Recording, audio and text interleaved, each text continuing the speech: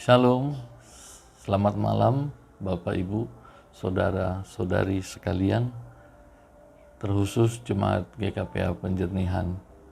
Malam ini kembali kita disapa oleh firman Tuhan yang diambil dari Almanak GKPA, Selasa 2 November 2021.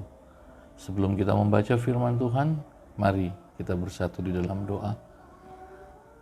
Puji syukur terima kasih Tuhan untuk semua kebaikan-Mu yang boleh kami rasakan. Hingga malam hari ini kami boleh menyelesaikan seluruh aktivitas kami.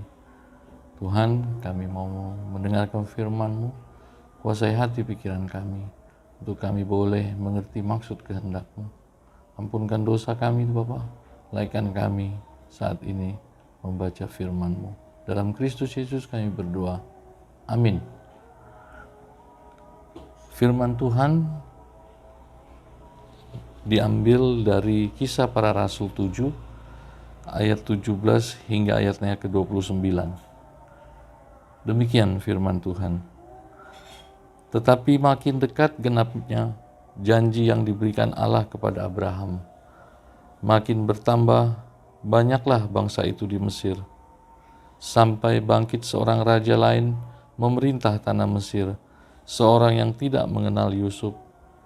Raja itu mempergunakan tipu daya terhadap bangsa kita dan menganiaya nenek moyang kita, serta menyuruh membuang bayi mereka supaya bangsa kita itu jangan berkembang. Pada waktu itulah Musa lahir dan ia elok di mata Allah. 3 bulan lamanya ia diasuh di rumah ayahnya, lalu ia dibuang. Tetapi putri Firaun memungutnya dan menyuruh mengasuhnya seperti anaknya sendiri. Dan Musa dididik dalam segala hikmat orang Mesir, dan ia berkuasa dalam perkataan dan perbuatannya.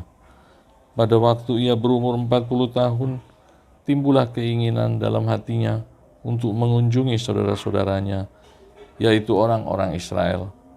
Ketika itu ia melihat seorang dianiaya oleh seorang Mesir, lalu ia menolong dan membela orang itu dengan membunuh orang Mesir itu.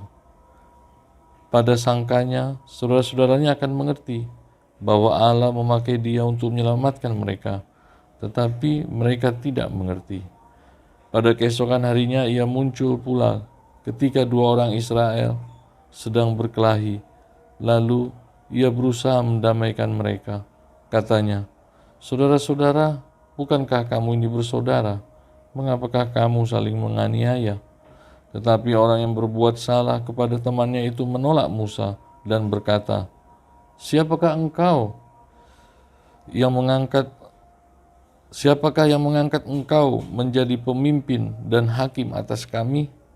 Apakah engkau bermaksud membunuh aku, sama seperti kemarin engkau membunuh orang Mesir itu?" Mendengar perkataan itu, larilah Musa dan hidup sebagai pendatang di tanah Midian. Di situ ia memperanakkan 2 orang anak laki-laki. Demikian pembacaan firman Tuhan. Renungan malam ini kami beri judul Tuhan memelihara orang percaya. Perikop ini mengisahkan kembali perjalanan bangsa Israel yang harus melewati penderitaan menjadi budak di Mesir di tangan Raja Firaun. Firman Tuhan ini juga mengingatkan kita, sekalipun bangsa Israel menderita sebagai budak di Mesir, Tuhan selalu terus menjaga bangsa pilihannya. Menjadi pertanyaan, mengapa Tuhan memelihara bangsa pilihannya Israel? Sebab dari bangsa inilah akan lahir penyelamat dunia, yaitu Yesus Kristus. Ketika Musa berusia 40 tahun, dia prihatin terhadap kehidupan bangsanya hingga membuatnya bertindak, membela kaum bangsanya yang tertindas. Musa berupaya menyelamatkan Israel. Ia menuntut balas bagi seorang Israel yang teraniaya, dan Musa membunuh orang Mesir yang menganiaya bangsanya. Musa juga menawarkan diri dalam penyelesaian masalah antara dua orang Ibrani yang berkelahi. Namun, orang Israel yang berbuat salah kepada temannya itu malah menolak dan menyerangnya dengan berkata, "Siapakah yang mengangkat engkau menjadi pemimpin dan hakim atas kami?"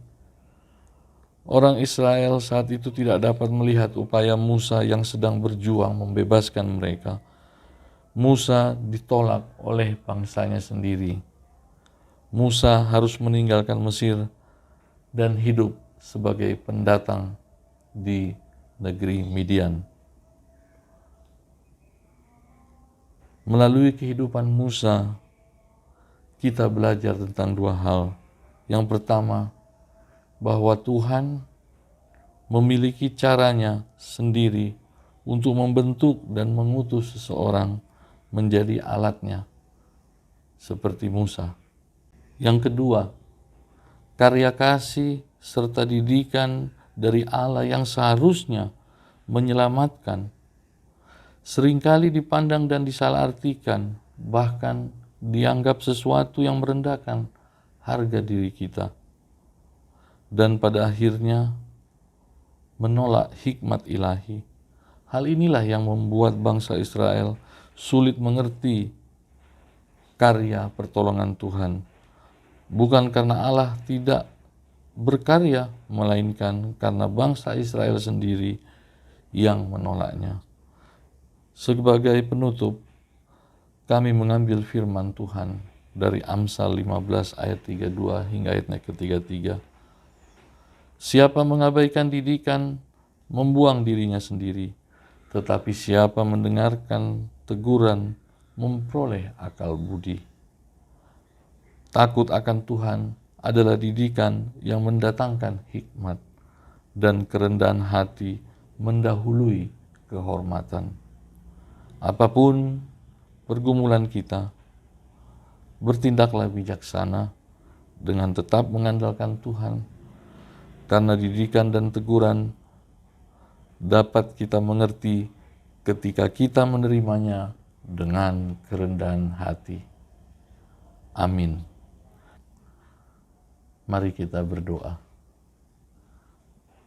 Puji syukur terima kasih Tuhan untuk firman-Mu yang boleh menyapa kami malam hari ini, mengingatkan kami kembali akan pemeliharaan-Mu dalam kehidupan kami.